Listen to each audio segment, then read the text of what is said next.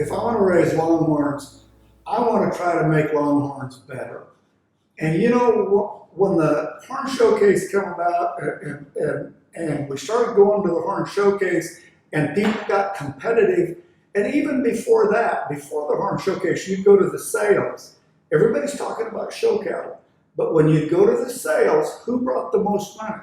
The Longhorn cattle. The cows with the biggest, Eddie Wood always said, the cows with the big horns bring the dough. And in history, you go back in the beginning of the TLBAA, the big horn cattle were always the high selling cattle.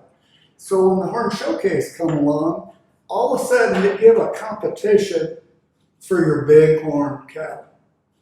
And then the sales started getting big. Well, the bighorn cattle always brought more money.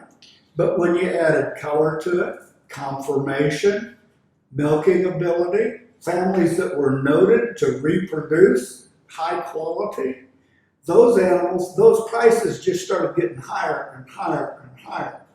And in my estimation, the Horn Showcase has single-handedly brought the Longhorn breed to another level. And it's official. It's not Farmer Joe saying, I got an 80-inch bull. This is official. It's measured by a great team of guys that really handle their cattle well. You know, the Horn Showcase to me has just been, it's been the saving grace to the Longhorn breed. And it's given the Longhorn breed a competition that people had something to breed for, something like today, just a bighorn animal won't really turn anybody on. You've got to come with an animal that has the big horns, has the color, has the conformation, has the udder. We have enough people that are getting knowledgeable now that they're checking breeding records. What's these animals producing? Getting on horns. Bring your best to town and let them get recognized in front of the whole breed, but it's official. It's not a backyard measurement.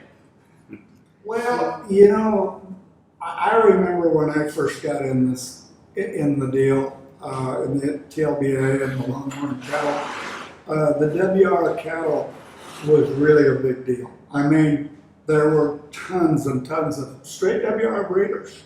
And the WR cattle swung a big stick in this industry in those days. And the WR sale was the main sale of the year. And everything did kind of was surrounded around the White Mountain Wildlife Refuge and around the WR cattle. And it was a big event. Man, that was quite a sale in those days. Brought a lot of money back then, some of the WR sales. Yes, they did. You know, and it is our roots. You know, it's been in Fort Worth long enough now that everybody's used to it. People don't like change. For me, I think it's really cool having it in Lawton this year. But This year they're gonna do a futurity, a heifer sale, the regular sale. So I think there's a lot of stuff going on over there in Lawton, Oklahoma this year. I think that's gonna be a fun show. And you know, talking about Lawton, I'll tell you one more little short story.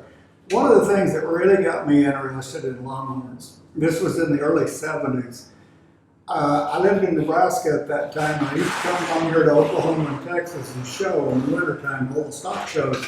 Well, I got lost one time over in eastern Oklahoma around Lawton, and I ended up driving through the White Mountain Wildlife Refuge. Now, I didn't know where in the heck I was. All I know is I'm in a huge pasture with a road in it, and I see all these huge longhorn steers, and I crossed the cattle guard with all these beautiful longhorn cows and calves, and they were all over the darn place. And I drove through there, and you know, I never got them out of my mind. That planted a seed. That planted a seed. You know, how about that? Got lost one day, and now look, he's got the longest golden cow in the entire breed. I don't think it's even a question. You move. You go to a facility that can handle the size, and go somewhere. Go back to the roots. Go back to where it all started in 1964, and see what happens. Let's give it a shot.